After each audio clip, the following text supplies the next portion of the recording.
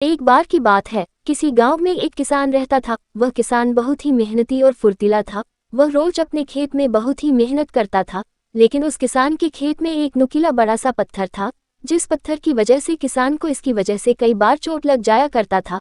कई बार उसके औजार भी खराब हो जाते थे।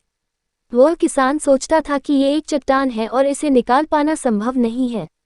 इसी तरह बहुत समय तक किसान उस पत्थर से बचकर काम करने की कोशिश करता रहा, लेकिन जब भी वह थोड़ा सा लापरवाही करता तो किसान को नुकसान हो जाता था। कुछ समय बाद एक दिन किसान फिर से उस खेत में काम कर रहा था। एक दिन वह अपने खेत में हल चला रहा था, तभी उस पत्थर की वजह से उसके हल की नोक टूट गई। अपने टूटे हल को देखकर किसान को काफी गुस्सा आ गया। उसने सोचा कि आज चाहे जो भी हो जाए, इस चट्टान को निकाल कर ही रहूंगा। फिर उस पत्थर को अपने खेत से निकालने के लिए किसान ने गांव से अपने कई मित्रों को बुला लिया। सभी लोग उस किसान के साथ मिलकर एक साथ चट्टान को निकालने के लिए तैयार हो गए। फिर क्या था, किसान के दोस्तों और किसान ने जैसे ही उस पत्थर पर 2-3 बार फावड़ा मारा, वो पत्थर बाहर निकल गया। ये देखकर सभी हैरान हो गए। इसे देखकर किसान के मित्रों ने किसान से कहा कि तुम तो कह रहे थे कि यह बड़ी चट्टान है, लेकिन ये तो छोटा सा पत्थर है। किसान भी सोच रहा था कि इस छोटे से पत्थर की वजह से कितनी परेशानियों का सामना कर रहा था।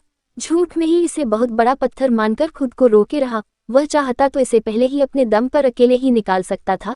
इस तरह अब किसान उस पत्थर की परेशानी से हमेशा के लिए दूर हो चुका था। इस कहानी से हमें यही सीख मिलती है कि कभी कभी हमारे जीवन में समस्या छोटी सी होती है, लेकिन हम अपने विचारों में उसे बहुत बड़ा मान लेते हैं और उससे बचने की कोशिश करते रहते हैं। उसको दूर करने के बजाय उससे खुद को कमजोर मान लेते हैं।